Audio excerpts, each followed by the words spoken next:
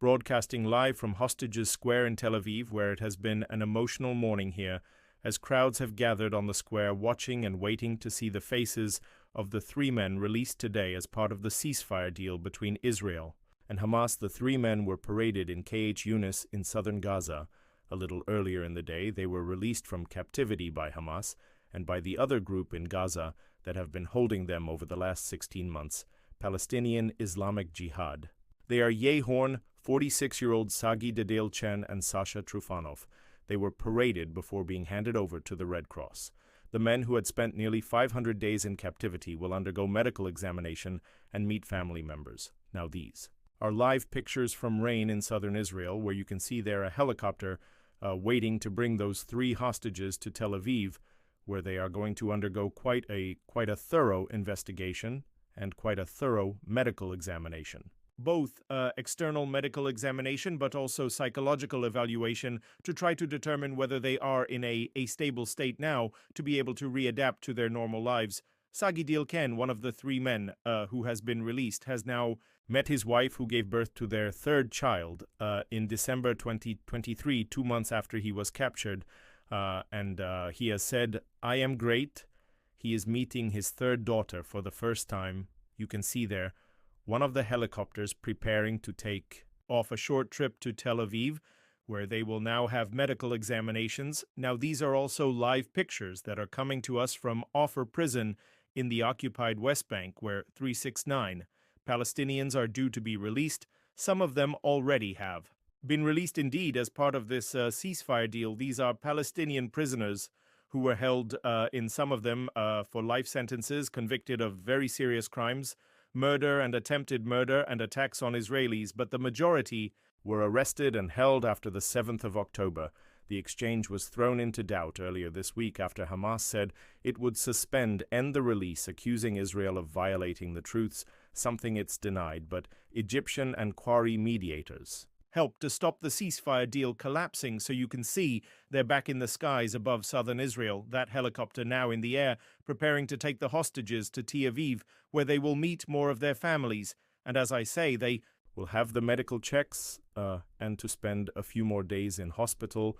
Well, a lot of relief then about the 3 men who have been released today, but there are still more than 70 hostages who are remaining in captivity in Gaza, and a lot of trepidation, really, from people here in Hostage Square over the fate of them. Among them is Nimrod Cohen, who is 20 years old. He is a soldier in the Israeli Defense Forces, and he was captured on the 7th of October, a little earlier. I spoke to his mother, Vicky Cohen, here on Hostages Square, and I asked her for her reaction to the releases today. I'm very, very excited to see the picture of the 3 hostages that came back to the families after so long, but I'm very worried. For my son Imad, who is still in captivity for almost 500 days, he's not supposed to be released in the first phase, only on the second, because he's a young man, and I'm very worried for him. I don't know what his situation. I know he's alive, but I don't know if he's tortured, starved, and I want him back home. I want to hug him. Also, like the other families can, I ask, sorry, this is a difficult question, but how do you know he's alive? We got a sign of life from one of the hostages who came back. This phase, who was with him together from December till May, and he said it was okay. And we knew also from the video that Hamas released on that Saturday, the October 7, the Imad was taken alive. He was not injured, but, we don't know what his situation mentally and physically today. Just tell me about where he was taken from and what he was doing. Maud is a soldier. He was in his tank together with his team near the border when the Hamas terrorist came enter Israel, and he was only trying to defense how the border as the Palestinian, but it couldn't manage because there was a technical problem with a tank, and the mess of terrorists came to them, and they didn't have a chance.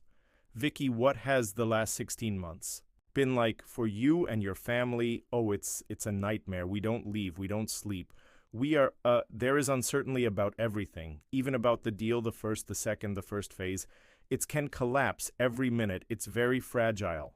And we are worried how long it will take, how long I have to wait till I will see my Sonimod Vicky Ko in there, still waiting for news of her son Nimrod, who she hopes will be released in Phase 2 of the ceasefire deal, if indeed we get to that point. Because as we were saying, there has been so many There have been so many problems and so many doubts really raised over the last week over the very fate of the ceasefire deal. It seemed to be hanging by a thread after Hamas threatened to suspend the release of hostages, warning that Israel was in its word, violating the terms of the deal. And then Israel warned that if the releases did not happen today, that the war in Gaza would resume. It was left to regional mediators to try to bring it back on track. Egyptians and Qataris managed to do so, and for now it is holding. But there are big questions over whether the ceasefire deal can still survive and can be viable in the longer term. Let's bring in Mohammed Hegazi, who is a former Egyptian assistant foreign minister, and therefore very much in one of the places that is central to the regal mediation in this ceasefire deal. Mohammed Hagi, thanks very much indeed for joining us here on BBC News. How would you assess the chances of the negotiations progressing now, and in terms of moving towards a second phase of the ceasefire deal, and whether this deal can actually last going forward? Well, if the two parties adhere to that commitment, then we have no problem. It's almost 2 weeks now that the Israelis did not send their delegation to start negotiating the second phase. So the delay of the release and the second phase, by the way, is the most important to the release of the largest number of the Israeli prisoners. So this delay is unjustified. The continuation of breaching the items and articles of the peace deal or the ceasefire brought us to a stand, still a situation where the mediators have played over the past 5 days an extremely important dealings between the two parties, and successfully we saw the results today. Palestinians are so happy, so is the Israelis. And I'm sure that if the Israeli government move fast and open up a serious negotiation with the true negotiators, then I can tell you that we trust that this very important deal will last. And this is a think that not through war, no through resuming hostilities, but is to stick to a very important deal that we Americans and Kates have spent with the Israelis and Palestinians. A great deal of efforts over 15-month of negotiation. So time has come that everybody realized that this deal is the only peace deal on the table. The alternative is destructive to the prisoners, is destructive to Gaza's future and to the stability in the Middle East. I think the rational year is that the two mediators are not enough. The American administration also is engaged. This negotiation was run by the previous administration and the present ambassador. Wikoff is in the region, and I'm sure that he plays a very constructive role to bring the parties together. It's up to the Israelis now to answer to the family and bleed of the people. Gathering next to you, let me ask you, Mohammed Hegazi, sorry to interrupt because we are running against the clock as ever. As we were talking to you, we're watching live pictures from the occupied West Bank of families waiting for the release of Palestinians from the jails there, from the Israeli jails there. But you mentioned how the role that the Americans are playing in all of this. Donald Trump, of course, in the last week or so, has muddied the waters to a large extent by talking about how the Americans would take over Gaza and resettle the Palestinians from the Gaza Strip. What is your reaction to that, and the impact that his comments are having on the viability and sustainability of this ceasefire deal? Well, this is not very conducive at all. You have seen the condemnation of such declarations all over, from Europe, from your own country, here in the Middle East. The two parties need to sustain the current peace deal, which has been also conducted by Egypt, Qatar, and the United States, with the full consent of the present government we have to ask them to stand accountable to their commitment. Otherwise, such declarations is not helpful at all. Can I ask about whether the Egyptians are indeed coming up with an alternative? Because Donald Trump and the White House, trying to sort of calm things slightly after those comments in the last few days, have said, well, if others have a viable alternative now, is the time to come up with it. So is Egypt going to propose an alternative for Gaza's rebuilding? Indeed, we will submit the plan to the Arab 5-member summit in Saudi Arabia and Riyadh with Qari and United Arab Emirates, Saudi Arabia, Palestinians, and Bahrain being the president of the current session of the Arab League, and then we will submit it again to a full endorsement in the Arab Summit. on the 27th of February. After that, we will bring to the attention of all the parties in the United States to represent a map, a roadmap to the well-being of the whole region, not only to Israel and Palestinians, but a stability that we've been all looking for. I think the Egyptian plan is a great hope that needs supports from all parties.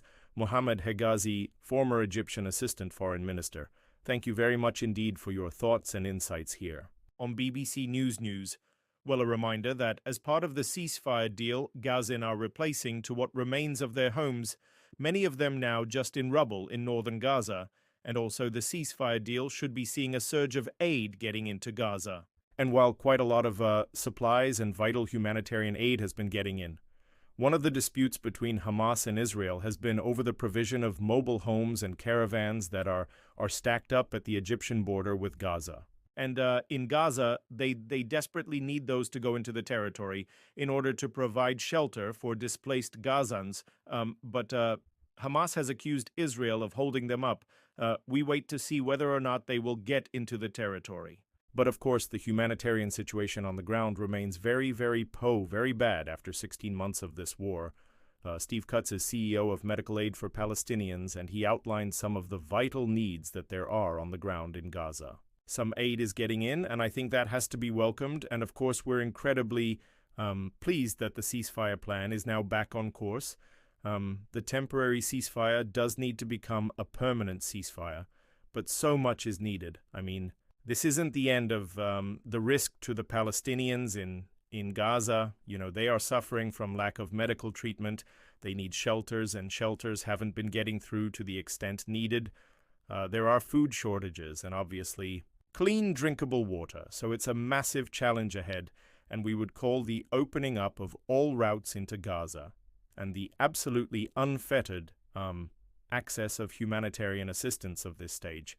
Steve Cutts there from Medical Aid for Palestinians. So the 3 released Israeli hostages are on their way back here to Tel Aviv, where they will be reunited with more families, more family members, and then stay several days, we expect, in hospital. And as we saw there from those pictures, outside of a prison in the West Bank, more deets are due to be released there as well, also to be reunited with their families and with their loved ones. You can see here a quick reminder of that release of the 3 men who were let out this morning after almost 500 days in captivity. Sagi Dilan, Sasha Trufanov, and Yair Horn now on their way back to be reunited with their families and to try to rebuild what remains of their shattered lives. By UKK News, thank you.